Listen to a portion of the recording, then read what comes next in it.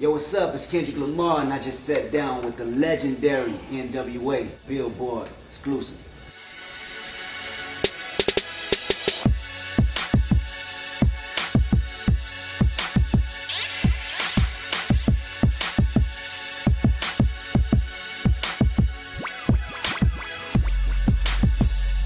K Dot, What's happening? what's up with it? Man, I'm tripping out right now, man. I'm bugging. Looking at y'all right here, bro, it's like, I got too many questions, so bear with me, man. I'll probably asking a whole bunch of stuff, dog. It's all good. Yeah. Don't worry about nothing. First thing, just for me personally, y'all been in this game 30 plus, going through so many different eras and so many different stages of success. How do you manage to keep the sanity up there, period? I can just speak for myself. The way I keep my sanity is because of the love that I have for the music and the passion that I have for this hip hop thing. You know, I can't let anything get in the way of that because it's like, first of all, it's my first love, the music and this thing that we do. And I'm gonna protect that. I'm gonna protect how I'm able to keep creating. So that's one of the main ways that I maintain my sanity. Right. Early in the game, when I was, you know, still young, still not really sure how far it was gonna take me, I made a vow to myself that I wouldn't let the game change me. That I was just gonna be myself no matter from the clubhouse to corporate. I'ma just be myself and let the chips fall where they may, but at the end of the day, I'ma still be happy with who I am. You know, whether I blow up and then fall off or whatever, I just vowed that I was gonna be happy with who I am no matter what's my status in the game. Exactly. It's weird because it's almost like an unspoken thing that we all set for ourselves, and we all have maintained that thing. We're not gonna let anything change us. We're gonna approach this shit exactly the way we want, and we're gonna do our best at it. Since day one amongst each other. Yeah. That's how y'all felt. Me, the way I keep saying, man, I try to put God first. Try to stay away from the fakes. You know what I'm saying? Don't take everything so serious and just do it like that. Let everything fall like it's gonna fall. Me, I just stayed the same, you know. I mean, 'cause me and Dre go back so far, you know, 30 years. Yeah, we go back long before NWA. Yeah. So. And just, when I talk to him or Cuba, everybody's like the same way it was 25 years ago. Yeah, it's like we just saw each other yesterday, you know what I'm saying? It's just like everything falls right into place. No big heads, none of that ego stuff. That's a trip. That's a trip. How do y'all balance this lifestyle with your family? You know what I'm saying? I try to keep it separate. You know, like my family, like when I do stuff, they really don't be around that much. You know, probably like every once in a while, but that's how it is. Because it's too many, to me, it's too many fakes in the game. And I don't want my family exposed to all them fakes. Because I done went through it. We all went through it, like coming up, we went through like so many shady characters. You know, I just keep my family away from it if I can. You know, I try to maintain the balance. You know what I mean? Family time is family time, work is work. Try to separate the two. But you know, as my kids got older and are getting older, they want to be part of the business. So how they want to be a part of it, whether they want to be in front of the camera like O'Shea Jr. is doing with Straight Outta Compton movie, or they want to be behind the scenes like my other son, Daryl, who's, you know, into the producing tip. So, you know, it's really what they want to do, and I'll try to get them the knowledge and then provide them with an avenue, but it all comes down to their talent and their hunger, and that they keep it in perspective too, that family is family and this is business. Yeah, I feel like the way I function is probably a little bit of both Ren and Cube. You know, it's just like I have to protect my family and try to keep them away from all the bullshit and, like Ren said, the shady characters. And at the same time, they're really supportive, very supportive of what I do. You know what I'm saying? And they understand how much I love this thing. So they're just there to support anything that I'm doing, any project that I'm working on, and hopefully push me and inspire me to make everything that I'm working on great. Definitely. Being that it's like I said, 30 years, like you said, y'all go back even further than that. What's some of the hardest part in dealing with the business, in coming to grips on certain things that you didn't understand when you was 20 years old, or, you know, straight out of high school and doing your thing until now? To me, I would say publishing, and we didn't know about it.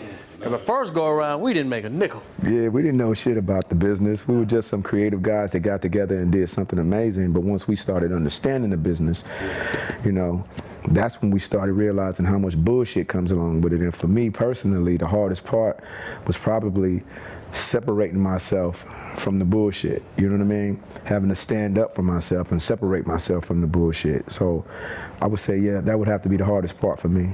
You know, to me, the hardest part is just dealing with the business aspect. You know, that's just the most boring and fucked up part of the game. Right. It's fun to make records. It's fun to be in the studio with your homies, coming up with shit. It's fun to get on stage. The business part sucks. Yeah, I don't like it. It's always a lesson. It's always awkward. You know what I mean? And it's always some shit you ready to get rid of and get back to being creative. So Yeah, but you gotta do it. You gotta do so- it because if you don't, the creative part is gonna lack, you know? And it can ruin relationships. yeah, scary. so the business is the worst part of the The game. best part is making the music. Making the music and making the money That's the is the best best part. part. Yeah, nothing that I've ever felt in my life other than anything to do with my family feels better than having a hit record out. Every artist out there will agree with that.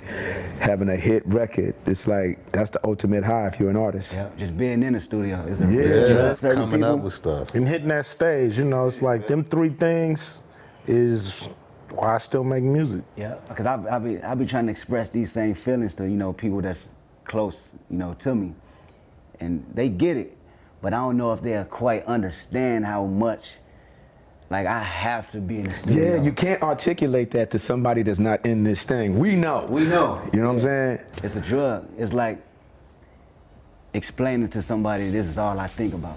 Yeah. How do you explain a feeling? Yeah, You know what I'm saying? you can't. It's an interesting thing. It's a trip.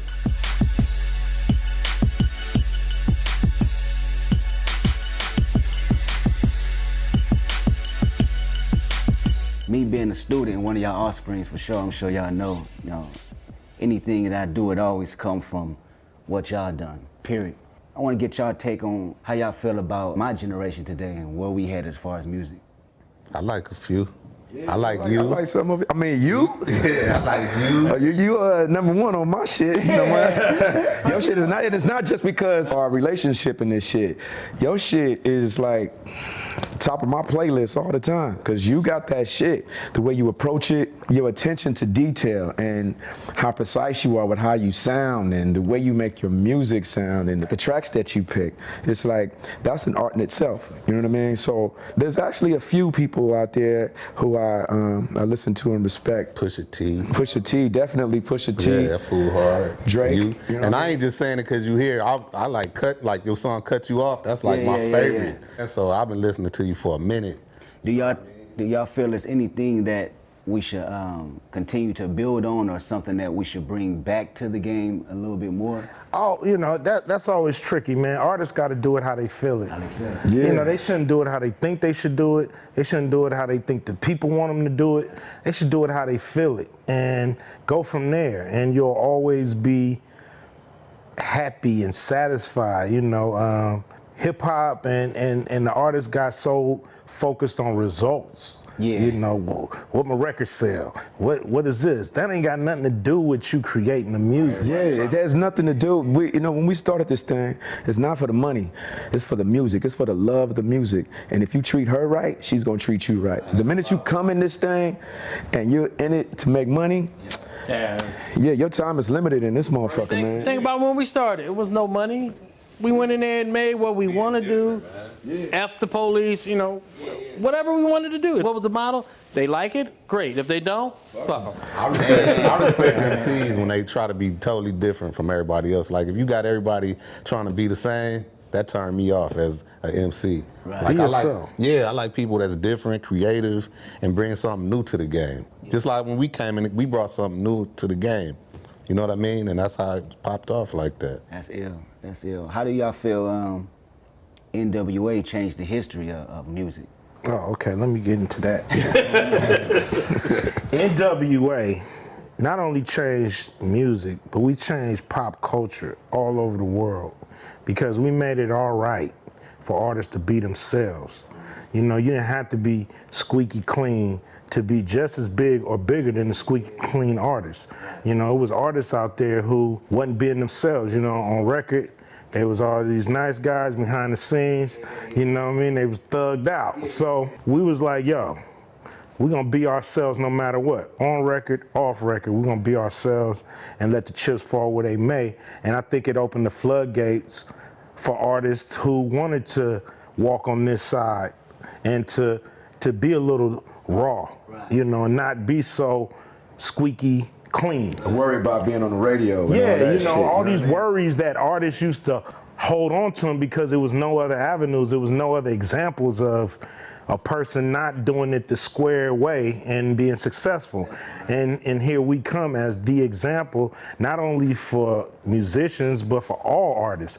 You know, it wouldn't be, you know, shows like South Park and all these shows where, even the reality shows where they bleeping and all that, we started that on the radio, bleeping words out. But the rawness wasn't in the world until NWA said it was okay for you to be yourself. And there you have it. It's the world before NWA and it's the world after NWA. Boom. That's crazy. How you feel from the music? How did it change how people view urban, our culture, where we from, and you know, the city and our environment? Because these people didn't actually necessarily know what was going on in the community. Why do you feel they gravitated toward that and wanted to know and, you know, being intrigued by it? I think it was a world that unless you're from, you're not privy to. Unless you're from there, you don't know what's going on there. And here's our records was a safe distance where you could visit Compton from a safe distance. But you can get up close. Yeah, get all those suburban kids that opportunity to get up experience close. this shit. So now you care. You care about what's going on now because you heard about what's going on. You interested. Now when you hear Compton, you don't be like, what is that? You be like, oh, it's going down there. Let me pay attention. So, you know, paying attention, then we able to shed light on some of the bullshit that's going down too. You know, it just, to me, that's what made people open up to what we was doing, what we was saying. We presented it in a way that they could digest it, they can comprehend it, and they could sympathize with what we was going through. And it's great music. And It's it was like a great shock art. value And too. if we would have did it any softer than what we did, it wouldn't have gotten the attention that it did. You know what I'm saying? Wouldn't have worked. Yeah, it definitely wouldn't have worked. You know? Crazy. I mean, you know the difference nowadays music is, there wasn't that much competition back then. You know, it was the East and the West. It wasn't no West before us. And it just, we came in so different and so real, you know. Back then, you know, we was the underground reporters and all that stuff, but we told what we seen, what goes on in the neighborhood, and now the people like, okay, this is real. 'Cause first, when you say Compton, they frown up and be like, whoa. But now it's like a everyday thing now. It's there, it's established. So tell me this, did y'all have any doubt that they wouldn't accept it? I don't think we really cared, man. Yeah, I didn't even think about that because you know, we had no idea that it was going to blow up this major, you know, because every time we went in the studio, we was basically just trying to make records that was going to rock our neighborhood or just rock LA. We wanted to become LA stars. We wasn't even thinking any further than Los Angeles, to tell you the truth. Maybe Oakland, you know what I'm saying? But that was the limit of our thinking when we went in the studio and made these records. We didn't think nobody cared what we was going through. Locally, but we didn't think like the world would give a damn about gang banging and dope dealing in LA. Compton and South Central and Long Beach and Watts and all that. It's not a hub of hip hop. You know what I mean? We on the fringes. The hub is Brooklyn, is the Bronx, is Harlem. So we over here thinking we just gonna do stuff that we care about in the hood. Yeah. And this is what went into the record. Just imagine this. We made this record straight out of Compton. Here we are sitting down talking about it fucking 25 years later. Plus, there's a big ass movie coming out and we only spent 6 weeks on this record. It took us 6 weeks to record this record. And that's without recording on the weekends. You know what I mean? Yeah. So that's how much energy we put into it. Like I said, we were just trying to make some records for our neighborhood and to be stars in Los Angeles, and it just went crazy. We was only trying to make a few bucks. We wasn't gold. that's it. That We wasn't had even no a idea thought. what was about to happen. So I'm like, damn, they like that.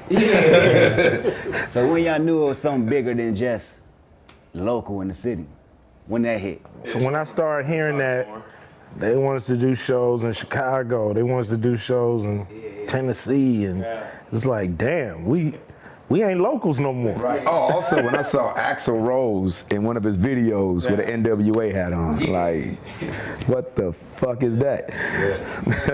It's just a trip for me to see that, like you saying, Q, it inspired, no matter even what genre, a pop artist actually can be raw in today's music. That's the trip. They can say some of the things they probably couldn't say back then on record. Oh, absolutely. Or yeah. was scared to say. They could always say it, but they was scared, or their company, wouldn't let them do it. You know what I mean? We didn't have no A&R. We didn't have nobody. We were the A&R. Our A&R is these two motherfuckers right here. You know what I mean? So it's like, it get past these two and easy.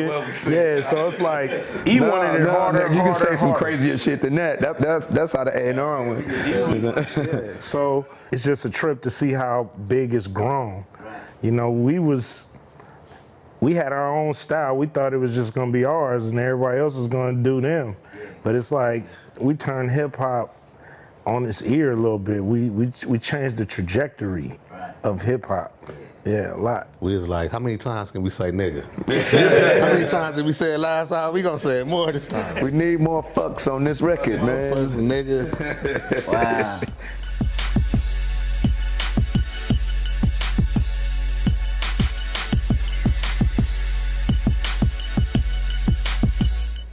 Easy. Yeah. What was that relationship like, man? It's cool, man. I mean, we've been knowing him for a while. Like, I knew him before we started even doing music. You know what I mean? He's just a cool. Dre did too. They used to be in a DJ crew, High Power Productions, together back in the day. But just a cool brother, man.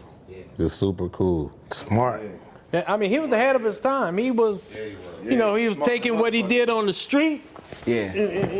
Yeah, he took all of that street knowledge and hustling on the streets and brung it over to this thing that we was doing. You know what I'm saying? And super smart, creative. I can say one thing he did. Me and you was mad. We was trying to get on Island, remember? We mad. Oh man, we want to get on Island. He was holding off for priority. He said, because I want the label red, and I wanted, he wanted the label.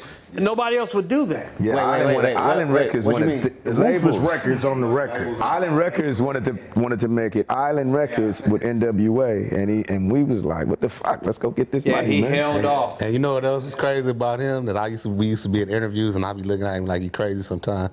He'd do interviews, and he'd be like, yeah, NWA is an all-star group. Before we even blew up, and I was looking like, all-star group? Like, we ain't did nothing, but it's like he knew before we knew, you know what I mean? Like, what was gonna pop. Straight visionary. It's like he had faith in Straight visionary about, trying to do, like, I want the shit hard. I want it hard, hard, hard, hard. It's a trip he put out JJ Fad first, but Ruthless was gonna be the hardcore label until JJ Fad blew up, and he's like, you know what? He probably could do more than just hard shit. He probably could do other shit, so, but he was I just remembered him like, I want these kind of records on Ruthless. He was specific. He wanted it rough, hardcore shit. He's like, man, them other raps y'all got without the hardcore shit, say that for the side, but we want the rough shit. Because we wanted to make records. So it was like, Easy was down to pay for us to go in the studio and make records. We was gonna make the shit hard like he wanted it. It's crazy. What was that energy like in the studio? The energy was crazy. It was just about fun. It was just free, fun. Imagine it's just us in the studio. We paying for the shit ourselves, because Easy's paying for it, and we're just sitting there just creating. I mean, Easy, we used to bump heads creatively. Every character we knew coming by. That's what was fun, because everybody was dropping by while we was doing the records. Whether they stay 10 minutes or 20 minutes, 2 hours. We was doing the record in one room, but in the little lobby, it was just always cracking. Somebody was always up in there just hanging out. That's ill. You said y'all bumped heads creatively all the time? Yeah, me and Easy used to get in arguments all the time about what was gonna go on the record, what wasn't going on the record, like all the time, you know. But we always come to a cool compromise, and it was always this mutual respect because we knew we were both trying to get something that was great. You know what I'm saying? So we arguing, but we know we're both trying to get something great. It's just about, okay, what the fuck is that gonna be, you know? So we argue, stop, finish the record. Go party. That's crazy. Boiling down, man, when it's all said and done, history, 100 years from now, what would y'all want NWA legacy to say? World's most dangerous group. A group that made it all right for artists to be themselves. Yeah. Totally. Yeah, I just think I would like for us to leave a legacy of inspiration, you know, because, you know, we came from nothing, you know. Dirt, nothing. Yeah. And just that inspiration, and that you can just like do something that's really different. You can go against the grain. You can do something that's outside of the box and still win. And leave a mark that's so big, man. Yeah. You know what I mean? Like leave that mark, that imprint that's and you know, so big. You never pour Yeah. when you're doing something creative. Right. When you're putting something together creative, you ain't thinking about nothing but that. You know, it's a focus, and it's a energy in doing something positive that helped us be what we are today. You know, I always said we was constructive and not destructive, even though we was living in a destructive neighborhood. You know what I'm saying? We was like, yo, let's take this energy and let's do something fun, positive, and dope, and not just use our time to fuck up the neighborhood even more. So I just think that energy has inspired us and everybody who can hear our story, see our story, and understand our story. Yeah, I was telling Cube this earlier. The group had to break up, not fade away. It had to break up. Everybody went and did their thing, and 26 years later, a movie about us? Poor kids from the streets? I mean, it had to break up to get here. It just, like a snowball was built in 26 years, and bam, I think we're gonna be bigger now than back then. Yeah. Oh, yeah. It's crazy. Yeah. Just looking at y'all, man, it seems like y'all still got the same chemistry, even though I wasn't even around looking then. Just hearing the stories, it felt like the same vibe today. It's like crazy, ain't no man. beefs, ain't no nothing. We got a bond that you can't manufacture it, you can't buy it, you gotta go through it. Yeah. And you know, we all look at each other and know what we went through to get where we are. And it's like, we did that shit and we had the courage to do it. You know, there's a lot of obstacles. You know, we went from being just locals in LA to talking and grappling with C. Dolores Tucker and people like Tipper Gore and, you know, the PMRC and the FBI. And, you know, we tangling with some of the biggest power entities out there. You know, it's like all kind of forces against us, and it didn't crack us, break us, turn us into punks. Made us stronger. Make us bite our tongue. It just made us stand up even more, and that's powerful. And I hope the movie, man, make other people that's young out there try to do what we did. You know what I mean? Like, say, I'm gonna go in the studio, we gonna go in here and make something new, fresh. We don't give a damn what nobody say, and maybe one day our shit'll be like this. Yeah, and it might not even just, this inspiration is not just dedicated to music, it's whatever the fuck you're doing. Yeah. You know, any type of art or entertainment, or anything that you're pushing towards, and, you know, people are telling you, you shouldn't do this because of this, you know, just stay strong about what you're trying to do if you really believe in it, and if it's good, keep it cracking, keep pushing, because something can come out of it. I mean, look at us. Yeah. That's it right there. That's it. That's it. You got it? Cool.